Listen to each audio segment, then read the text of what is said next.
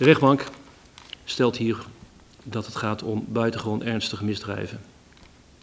Er is nauwelijks een voorstelling van te maken van wat Marianne op de laatste momenten van haar leven heeft moeten meemaken. Allereerst was daar de schrik van een meisje dat toch al bang in het donker was toen zij op een stille weg van achteren werd aangevallen door iemand die uit de duisternis kwam opdoemen. Daarna de bedreiging van het mes en de vernedering en walging van de afgedwongen orale seks. Vervolgens het stuksnijden van een aantal kledingstukken, wat zeer angstaanjagend moet zijn geweest, waarna het tweede deel van de verkrachting begon. IJzingwekkend wordt het als men op zich laat inwerken hoe Marianne de laatste momenten van haar leven in eenzaamheid heeft moeten doormaken. Het moet haar duidelijk zijn geworden dat verdachte haar leven wilde ontnemen, toen hij de verwurging met de BH inzette. Toen haar leven daardoor nog niet wilde wijken, is daar tenslotte een eind aan gemaakt met 3 gerichte halssneden.